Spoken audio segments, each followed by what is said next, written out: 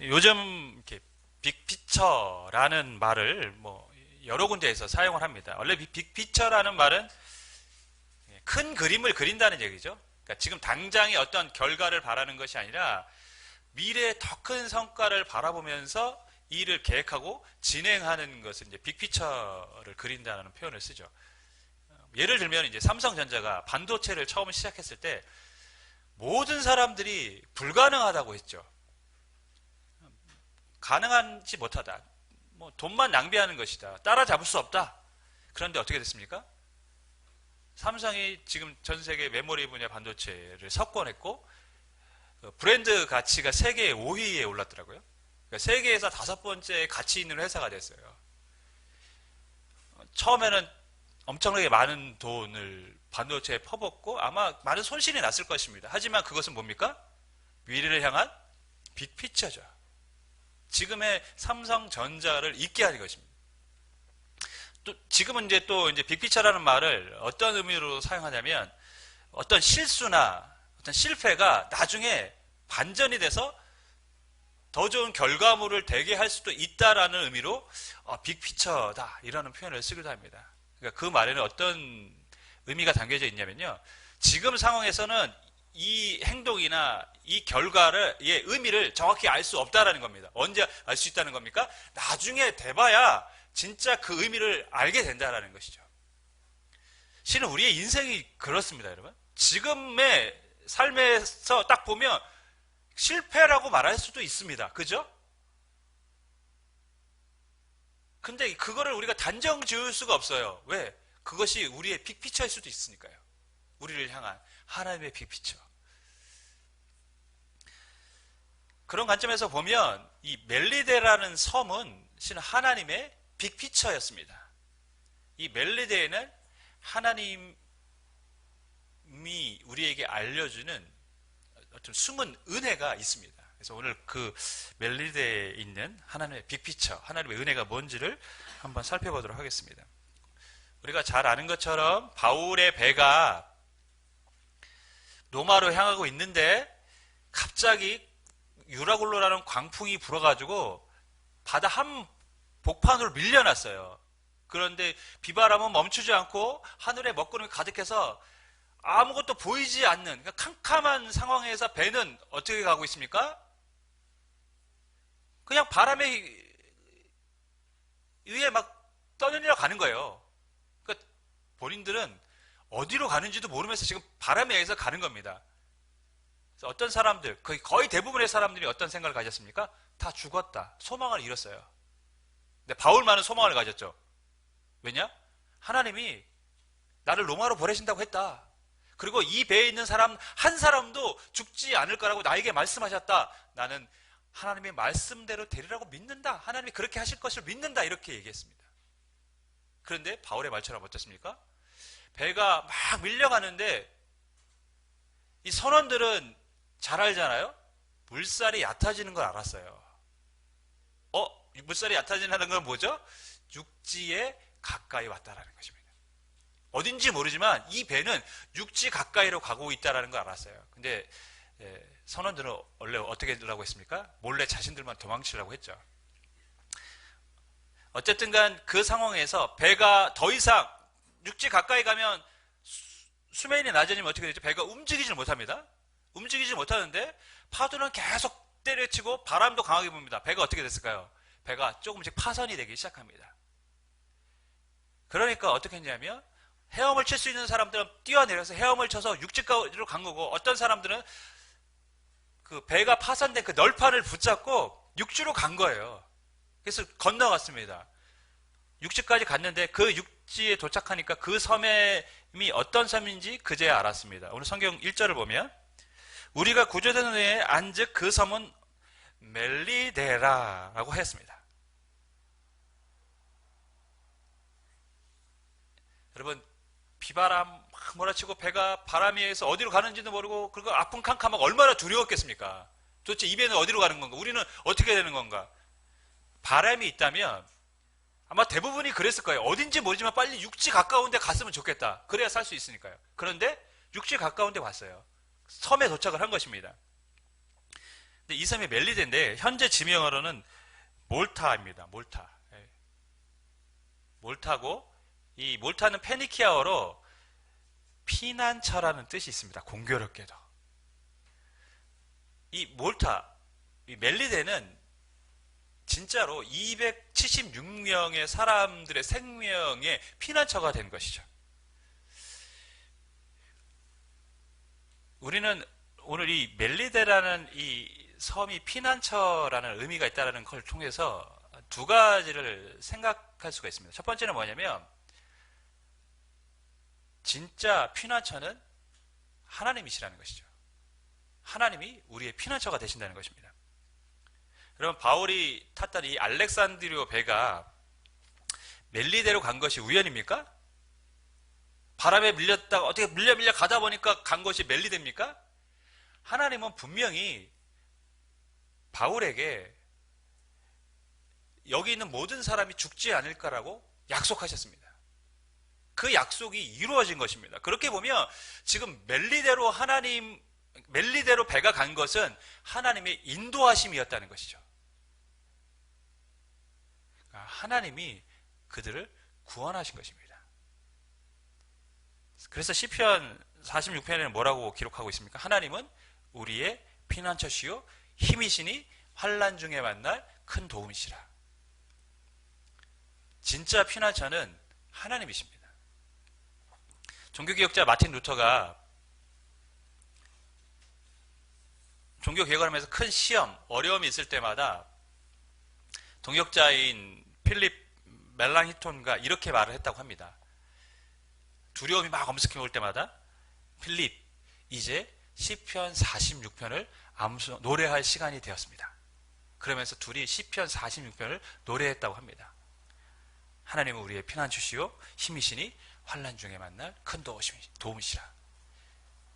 그러니까 마틴 루터가 종교개혁을 할 수 있었던 그 바탕 중에 하나가 뭡니까? 하나님이 피난처라는 사실을 늘 인식하고 그분을 붙잡았기 때문에 어떤 위협, 도전 앞에서도 꿋꿋이 그것을 이기며 종교개혁을 할 수 있었던 것이죠. 하나님이 우리의 피난처가 되십니다. 우리가 그 하나님을 믿고 신뢰한다면 하나님은 분명히 어떠한 폭풍 속에서도 우리를 가장 안전한 곳으로 인도하여 주실 줄 믿습니다. 여러분, 두려워하지 말아야 됩니다. 두려워할 이유가 없습니다. 두 번째, 하나님은 피난처이시라고 했지만 하나님은 그 피난처를 또한 예비하신다는 것이죠. 비슷한 말을 계속하는 것 같지만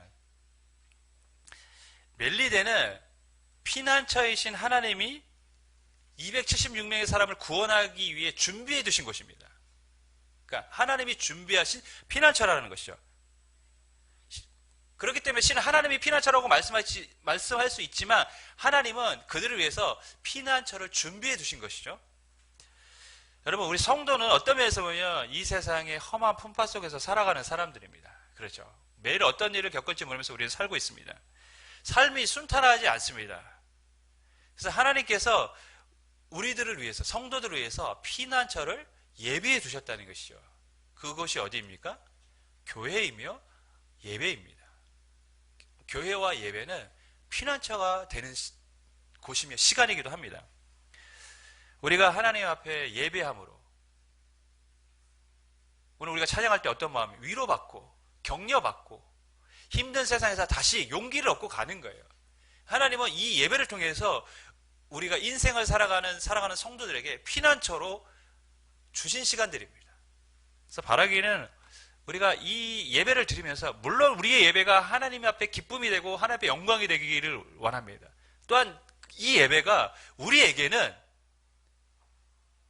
하나님이 주시는 위로와 평안과 은혜를 맛보고 돌아갈 수 있는 시간이 되기를 간절히 소망하며 또 그렇게 될 수 있도록 우리 함께 기도할 수 있기를 주님의 이름으로 부탁을 드리겠습니다. 하나님이 우리에게 주신 피난처의 시간, 바로 예배입니다.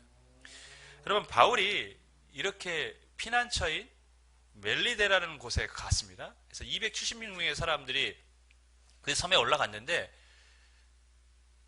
헤엄쳐서 왔으니 몸은 다 젖었겠죠. 그날 보니까 또 비가 내렸다고 성경은 기록하고 있습니다.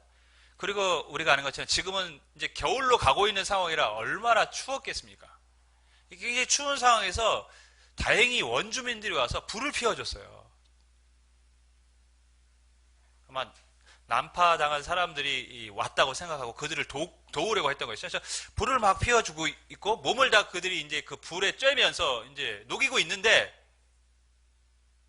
바울이 불을 더 키우려고 나무를 던졌는데 나무 더미를 던졌는데 그 안에 독사가 있었던 것 같아요. 독사가 뜨거우니까 놀래가지고 튀어나와서 바울을 물은 것입니다. 참 재수도 없죠. 그죠? 어떤 분은 얼마나 재수 없습니까? 예? 그 폭풍을 치는 바다에서 간신히 살아남았는데 독사에 물린 거예요. 근데 우리만 그렇게 생각하는 것이 아니라 원주민들도 약간 이런 비슷한 생각을 했습니다.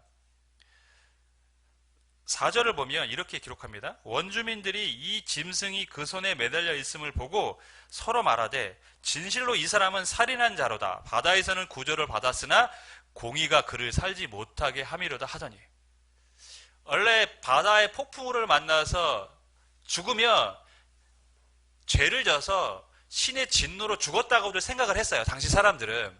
근데 그 폭풍우 속에서 살아남은 걸 그들이 봤어요. 야, 어떻게 살아남았지?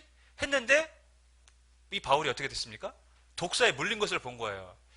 야, 바다에서는 운 좋게 살아남을 수 있을지는 모르지만 얼마나 죄를 졌으면, 얼마나 큰 죄인이면 이 사람은 결국에 독사에 물려 죽냐, 정말 큰 죄인이었나 보다, 이렇게 생각들을 한 거예요. 그리고 바울을 보는 거죠. 왜 뭘 보고 있을까요? 어떻게 되는 걸 기대하고 보고 있을까요? 곧 뭐 손이 부어서 막 몸이 이상이 있거나 어떻게 꼭 꼴까닥하고 죽을 거를 이제 기대하고 있는데 아무 반응이 없는 거예요. 그러니까 사람들이 바울을 이제서야 뭐라고 합니까? 이제는 바울을 신이라고 이야기를 합니다. 이 사람은 신이다. 바다에서도 살아남고 독사에 물려서도 죽지 않고 이 사람은 신이 분명하다 하고 바울을 신으로 착각을 한 거예요.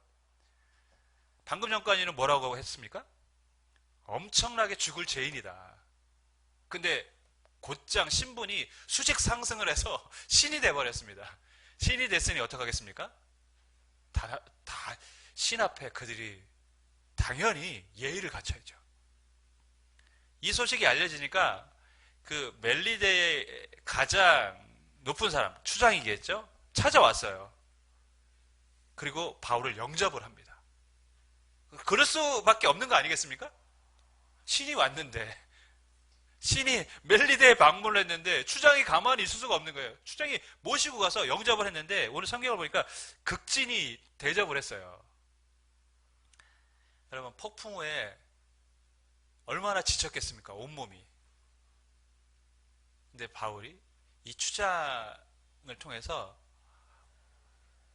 대접을 통해서 회복을 얻습니다. 바울에게는 참 귀한 시간이었을 것 같아요. 그런데 이 추장의 집에서 또 어떤 일이 있냐면, 추장의 아버지가 병에 걸렸는데 열병과 이질에 걸려 있었습니다. 근데 바울이 그것을 보니까, 누워있는 것을 보고 안수해서 기도했더니 나았습니다. 어떻게 됐을까요, 여러분? 신이라고 알고 있었어요. 안수해서 기도해서 났어요. 그럼 사람들이 어떤 생각을 할까요? 진짜 신이구나. 그러니까 섬마을에 아픈 사람들 다 데리고 오는 거예요. 근데 성경을 보니까 그들이 다 병 고침을 받았다고 기록을 하고 있습니다. 여러분, 근데 우리가 이 본문을 보면 바울의 기도로 다 나았다고 생각할 수도 있습니다. 하지만 그렇지 않을 수도 있습니다. 왜냐하면 바울과 함께 로마에 동행한 사람 중에 누가 있습니까? 누가가 있었습니다. 누가는 누구였죠? 의사였습니다. 실은 거기에 대부분의 이제 질병을 앓는 사람들이 다른 곳보다는 약간 발전이 안 된 곳이기 때문에 누가의 의학적인 그런 처방, 조치로 쉽게 나을 수 있는 사람들도 아마 많았을 거예요. 어쨌든 간, 하지만 그들은 그들의 질병을 갖고 왔고 바울 혹은 누가를 통해서 병고침을 받은 거예요. 그러니까 이들이 생각하기에 이 바울과 그 누가와 같은 이 일행은 어떤 것으로 보입니까? 대단히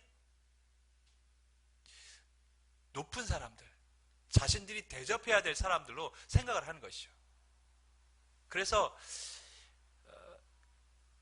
원래 로마로 가기까지 겨울을 지내야 되는데 이곳에서 대접을 받으면서 겨울을 보낼 수가 있게 된 것입니다.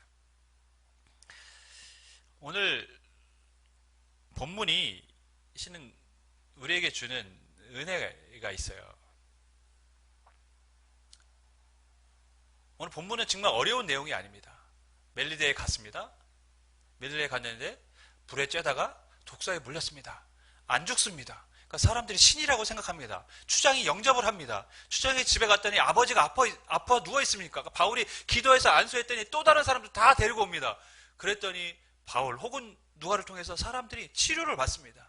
그러니까 사람들이 바울과 그 일행들을 잘 대접해서 떠날 때까지 그들의 필요를 채워줬습니다. 이것이 오늘 우리가 읽은 본문의 내용입니다.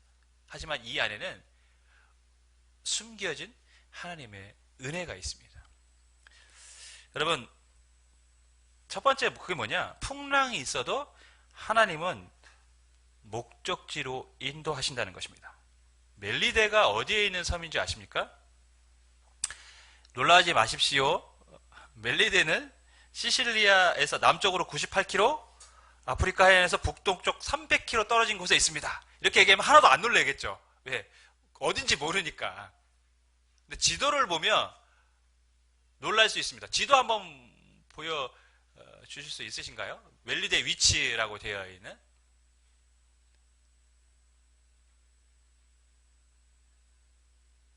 네. 저기 빨간 곳이 이제 멜리데입니다. 우리가 잘 아는 구두발, 그 이탈리아, 그죠? 그 섬 밑에 있는 섬이 시실리의 섬이죠. 그 멜리데는 어디입니까? 이탈리아, 즉 로마의 바로 가까이까지 와 있었던 것이죠. 여러분 생각해 보세요. 이 배가 지금 어디로 가는지 모르고 지금 흘러가고 있어요. 바람에 의해서 막 흘려가고 있어요. 근데 이 사람들 어디로 가는지도 모르고 제발 육지로만 갔으면 좋겠다 이런 마음을 갖고 있습니다. 그런데 알고 봤더니 배는 결국 어디에 와 있습니까? 로마 가까이까지 와 있는 거예요.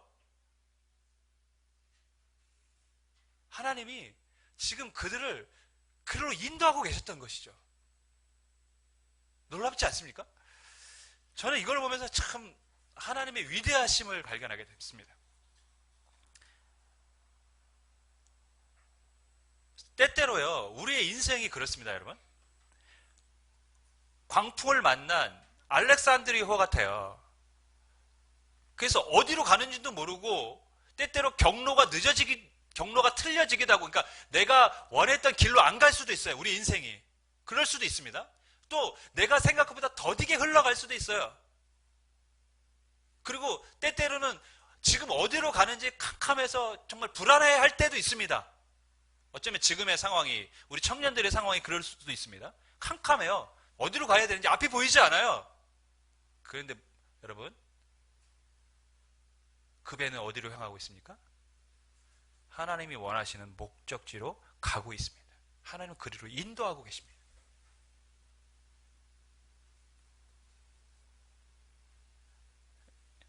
여러분 염려하지 마십시오. 불안해하지 마십시오. 내가 생각하지 않은 방향으로 내 삶이 지금 되어져 가고 있다고 하더라도 여러분 불안해하지 마세요.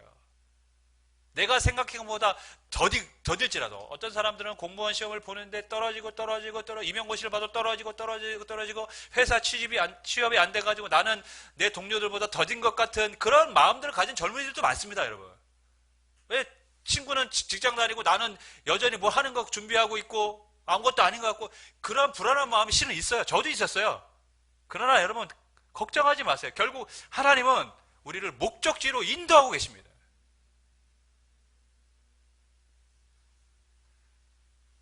그것이 멜리데가 준 첫 번째 은혜입니다. 하나님은 풍랑 속에서도 우리를 반드시 목적지로 인도하십니다. 할렐루야.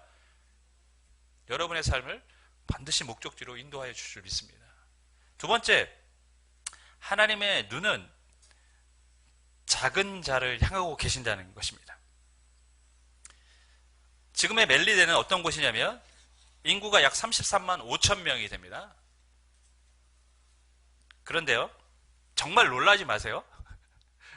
인구가 33만 5천 명인데 세계 기독교 백과사전을 보면 인구의 100%가 기독교인입니다.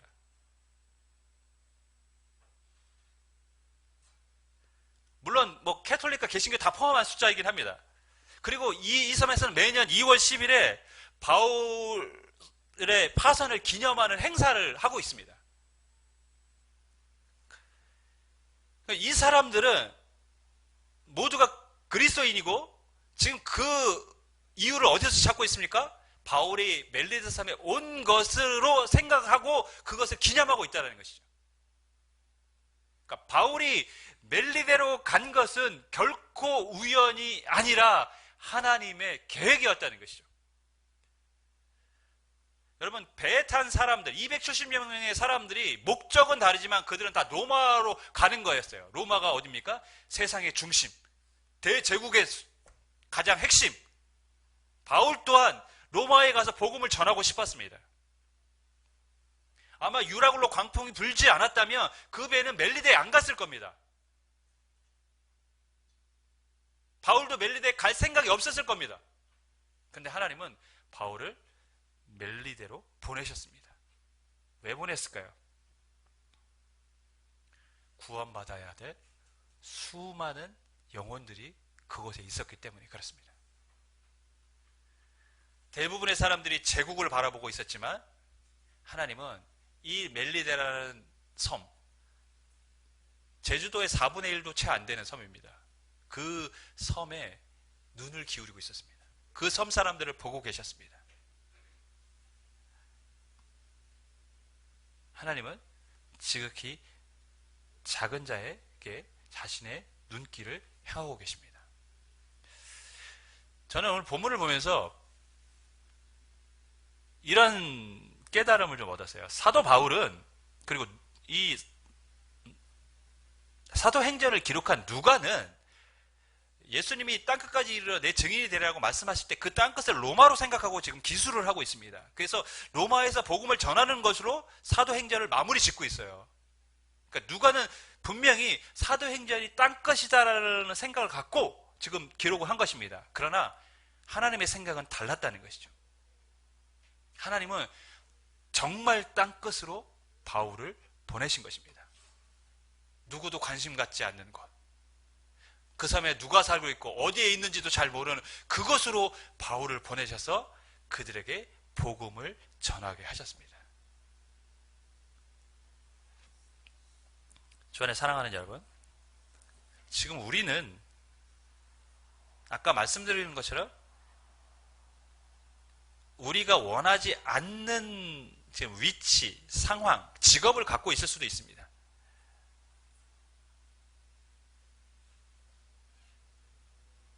여러분, 한국 교회가 우리 교회가 제 기대대로라면 더 많이 부흥을 했었겠죠. 하지만 그렇지 않아요. 그런데요, 분명한 것은 하나님의 뜻과 계획이 있다라는 것이죠. 우리가 만나는 그곳, 내가 원하지 않았지만 나는 다른 곳에 와 있어요. 하지만 그곳의 사람들에게 하나님은 우리를 보내신 것입니다. 그곳이 우리의 땅끝이며 하나님이 우리를 그리로 보내신 이유이십니다. 여러분이 있는 곳은 우연히 가 있는 것이 아니에요. 그곳에 있는 사람들에게, 바울이 멜리데에 간 것이 우연이 아니듯이 우리가 있는 그곳에서 주님을 모르는 사람들에게 복음을 전하기 위해서 하나님이 우리를 그리로 보내주신 것인 줄 믿습니다. 오늘 제가 설교의 제목을 멜리데의 은혜라고 했습니다. 멜리데는 폭풍우를 만난 사람들에게는 피난처였습니다. 그들의 목숨을, 생명을 멜리데 때문에 구할 수가 있었어요. 살 수 있었다는 것이죠. 또한 멜리데 사람들에게는 어떻습니까? 바울을 통해서 복음을 듣고 영생을 얻을 수 있는 그런 장소였습니다. 멜리디의 사람들에게는 그런 곳이었습니다. 근데 그 중간에 뭐가 있습니까? 풍랑, 광풍이 있습니다. 광풍이 아니었다면 바울은 멜리데로 갈 일이 없었을 것입니다. 하지만 그 광풍은 배 안에 탄 276명의 사람도 구원할 뿐만 아니라 그 광풍은 그들을 피난처로 또한 인도했습니다. 바울이 만난 그 광풍은 하나님의 어떤 면에서 보면 큰 그림이셨던 것이죠. 우리가 그 하나님의 계획을 다 알 수 있을까요? 이 놀라운고 신비로운 하나님의 손길을 우리가 다 이해할 수 있을까요? 모릅니다. 당시 배 안에 타고 있던 사람들이 몰랐던 것처럼 우리도 우리가 살면서 몰라요. 지금 이것이 하나님의 손길인지 나를 인도하시는 건지 알 수가 없습니다. 하지만 분명한 사실은 하나님은 폭풍우 속에서도 큰 그림을 갖고 계시고 우리를 인도하시며 우리를 통해서 또 다른 사람들을 하나님의 백성으로 불러 모으시도록 우리를 세우셨다라는 것입니다. 어려움이 있더라도 그 하나님의 은혜가 있음을 안다면 우리는 절망하고 불평하고 혹은 불만을 갖기보다는 나를 인도하실 하나님을 기대하면서 기도하는 것이 성도로서의 바른 모습이라 생각됩니다. 말하기는 우리가 같이 기도함으로 하나님의 은혜의 인도를 경험할 수 있게 되기를 주님의 이름으로 간절히 축원하겠습니다.